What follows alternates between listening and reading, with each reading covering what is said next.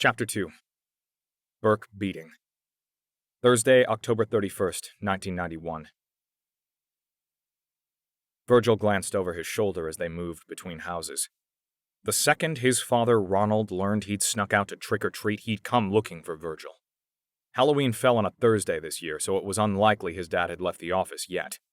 Virgil wasn't risking punishment for the candy, though getting full-sized Reese's peanut butter cups from his wealthy neighbors was a plus. He wanted to spend time with Angela. His girlfriend's name perfectly paired with her angelic outfit, an apropos compliment to Virgil's crimson devil costume. His stomach ached each time they left the relative safety of an unfamiliar doorstep and wandered through the intricately manicured Virginia streets. That's where his father was likely to ambush them, since he'd never dare cause a scene in front of strangers. Behind closed doors, however, the beating for violating his father's decree would be brutal. He was 13 and capable of more responsibility than his father would acknowledge or grant, Virgil thought. The real core of their conflict was his father's inability to accept the truth that his son didn't want to replicate his life. "Why do you keep doing that?" Angela asked, her green, doe-like eyes widening. Her thick blonde hair waved gently in the wind. People often assumed they were siblings, though her hair fell past her shoulders while his stopped below his ears. "Doing what?" Virgil challenged. "Looking around like the world will collapse on you?" "It feels like it will." "Then shouldn't we at least enjoy the time we have together before it does?"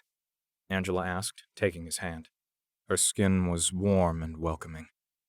They moved on peacefully to another half-dozen houses. The size of the holiday wreaths on the doors increased exponentially the further into the neighborhood they traveled. They'd collected booty worthy of a real-life pirate, Virgil thought while inspecting his plastic pumpkin pail. Angela spent time between houses explaining what he'd missed in class earlier that day, and what to study for tomorrow's math test. He listened attentively, but in his heart Virgil knew he wouldn't be there. There was nothing the school could teach him that he hadn't already learned on his own. The brisk evening air bit through his spandex suit, and the smell of burning logs wafted from the towering chimneys of Burke's most prestigious starter castles. The sky was clear, allowing the young pair to gaze deeply into the infinite, their fingers interlaced. The surrounding environment was silent, save for the sound of rustling leaves carried on by the breeze. Virgil froze, paralyzed by another premonition. "Take a big breath, and let's keep moving," she said. "The commute from K Street is terrible. Even if he comes looking for you, it won't be for a few—" Angela's advice was interrupted by the roar of Ronald's black Lexus pulling up alongside them. Virgil stared into his own deep blue eyes, reflected off a tinted window that lowered just enough to expose his father's narrow, sunken eyes and dusty brown head of hair. "Get in the car!" Ronald snarled through his yellow teeth. "Hi, Mr. Wolf," Angela attempted to de-escalate. Ronald didn't respond. Ignoring her was an expedient way to reinforce his disapproval of what he described as a doomed, childish relationship. "I can explain now!" Virgil climbed into the front seat. The interior reeked of cigarettes, whiskey, and his father's musky Drakkar Noir cologne. A muffled voice on the radio announced a blizzard was blanketing the upper Midwest. Before Angela could open the back passenger door, Ronald sped off into the darkness. Virgil whipped around to watch his girlfriend fade away, standing alone on the unfamiliar street. "We can't just leave her." Ronald slapped his son across the back of the head, knocking his devil horns to the floor, and violently wrenched Virgil around by his hair. This level of anger stemmed from unrelated frustrations. His dad was using the act of disobedience as an excuse to vent bigger issues. "What did I say? Was I not clear?" his father bellowed. Virgil knew better than to answer, and hunched in his seat to avoid a second strike.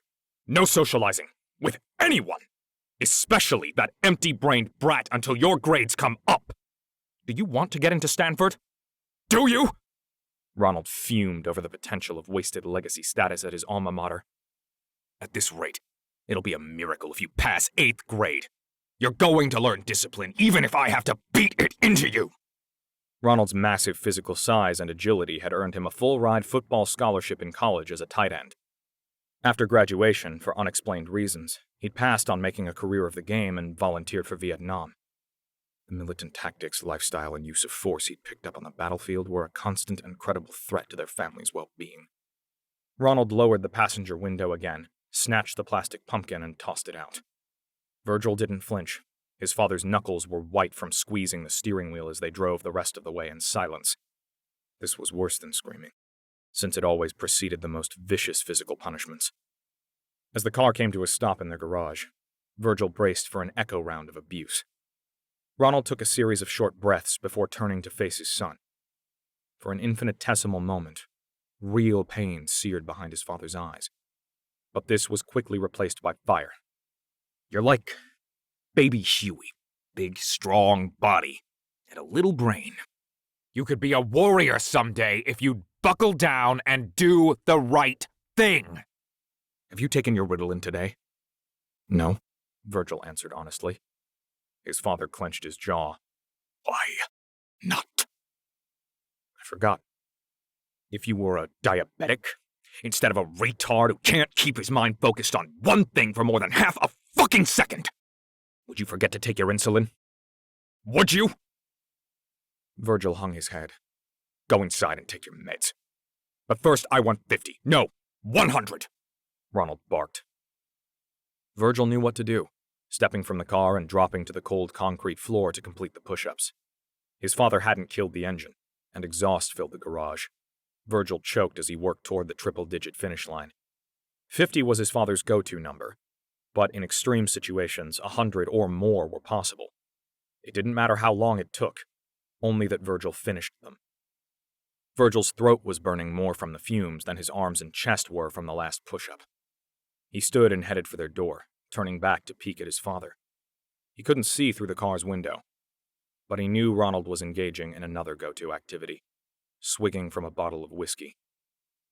The interior of their 8,000-plus square foot home was pitch black, since the dense forest surrounding the property blocked any other light. He hustled to the kitchen cupboard, parting a sea of his mother's bottles to retrieve his own prescription. Virgil discreetly dropped a pill into the disposal, scooped water from the faucet into his cupped left hand, and threw his head back in an act of pure showmanship in case he was being watched. When he turned around, his father was still MIA. Virgil sprinted into the foyer below the unlit crystal Schonbeck chandelier and climbed the curved staircase to his parents' room. He knew his mother, Cindy, would be waiting there, because she never left her bed, let alone the house.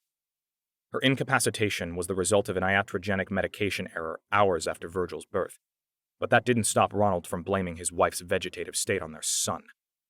"Mom?" Virgil whimpered, peeking into the soundless space. There was no reply. He shut the door behind him and tiptoed across the vast room, climbing a single-step riser to an elevated bed, and cleared another pile of pill bottles from the edge of the mattress before sitting down. His mother was breathing slowly with her eyes shut. "Did you have a nice day?" Virgil asked, only to be met by more silence. "Dad is really on edge tonight." Virgil's words elicited a contraction in every muscle of her emaciated body, an instinctual response that betrayed she was still awake. The smell of menthol cream hung heavy in the air. "I know you can hear me. I don't blame you for disappearing like this. Sometimes I wish I could escape too. I hope you know how much I miss you. And how much I still love you." Virgil saw tears pooling in the corners of her sealed eyes. He talked with her for a few more minutes, explaining his day and the fleeting fun of trick-or-treating with Angela. He kissed her delicately on the forehead and slinked off to his bedroom. He removed his costume, then, operating on muscle memory, parted the stacks of well-worn differential calculus books on his desk to retrieve his most prized possession, a Nintendo Power Glove. The static glow of his television illuminated the dark room as he slipped on the device and powered up the gaming console. He might not be able to physically escape this place or control his own life, but he could retreat into virtual reality until his father finished drinking. Despite Ronald's earlier admonitions about an inability to focus, Virgil had no problem getting into the flow state when it came to programming computers, deriving complex mathematical solutions, or tinkering with electronic devices. Video games allowed him to blend all three of these passions. More importantly, it allowed him not to feel so intellectually small, which was a form of abuse that cut deeper than any physical strike. He was lost in his game when the bedroom door was kicked open. Light from far down the hallway spilled into his bedroom, silhouetting his father's muscular frame. A folded belt dangled from his left hand. This didn't feel like the life he was meant to live. Virgil flicked the long hair of his middle-part hairdo out of his eyes. Even with the three of them home together, something was missing. Whoever that unidentified person was would understand him better than his parents ever could, even if that person couldn't protect him right now.